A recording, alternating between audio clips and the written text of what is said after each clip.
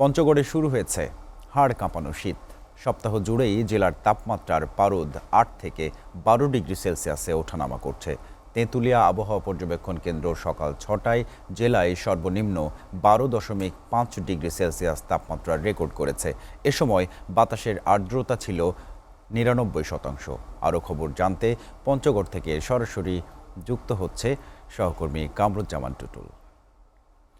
টুটুল, নিশ্চয়ই আপনি শুনে থাকবেন আমাকে। সপ্তাহ জুড়ে পঞ্চগড়ে তীব্র ঠান্ডা অনুভূত হচ্ছে বলেই আমরা জেনেছি। শীতার্ত মানুষের ভোগান্তি সম্পর্কে আমাদের জানাবেন। সেখানে আর বাদ বাকি কি খবর রয়েছে?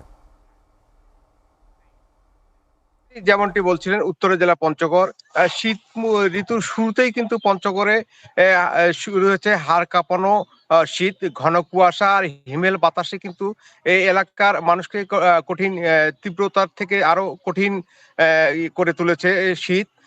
আমি এই মুহূর্তে রয়েছি পঞ্চগড় শহরের করতোয়া নদীর ধারে। আমার পিছনে দেখতে পাচ্ছেন যে আসলে এই এলাকার যে শ্রমিকরা আছে তারা কিন্তু শীত অপেক্ষা করেও তারপরেও কিন্তু নদী থেকে পাথর উত্তোলন করতেছে এবং বালি উত্তোলন করতেছে। কঠিন জীবনযাপন করে তারা, এই নদী ধারের মানুষ।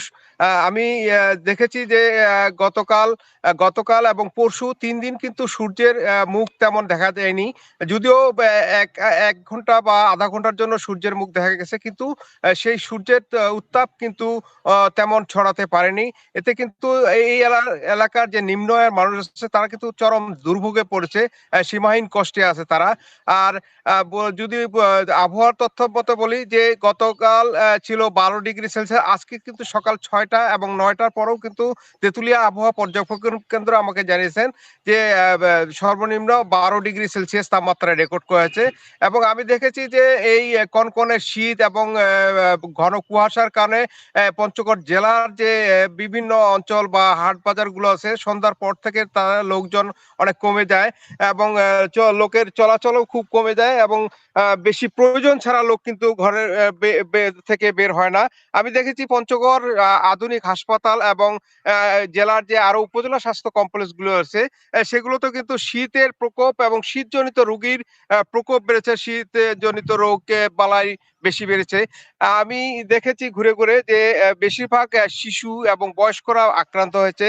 যাদের শিশুরা ডায়রিয়া, কোল্ড ডায়রিয়া, নিউমোনিয়া সহ বিভিন্ন রোগে আক্রান্ত হয়েছে। এই বিষয়ে আমি কথা বলেছিলাম পঞ্চগড় যে আধুনিক সদর হাসপাতাল আছে সে শিশু বিশেষজ্ঞ চিকিৎসক ডাক্তার আবু সাহেবের সঙ্গে। তিনি যেমনটি আমাকে বলেছেন যে আসলে দিন এবং রাতের তাপমাত্রা হেরফেরের কারণে কিন্তু এই সব রোগের প্রকোপ বেড়েছে এবং প্রতিদিন ইনডোর এবং আউটডোরে শত শত রোগী তাদের যে চিকিৎসা সেবা নিয়ে যারা জরুরি তাদেরকে হাসপাতালে ভর্তি করা হচ্ছে এবং যারা কম অসুস্থ তাদের প্রাথমিক চিকিৎসা দিয়ে বাড়িতে পাঠানো হচ্ছে। তিনি যেমনটি বলছেন যে আসলে এই শীতে বাচ্চাদের বিশেষ করে শীতে বাইরে বের না হওয়া এবং গরম কাপড় পরা, টাটকা শাকসবজি খাওয়া, বাসি খাবার না এড়িয়ে চলা।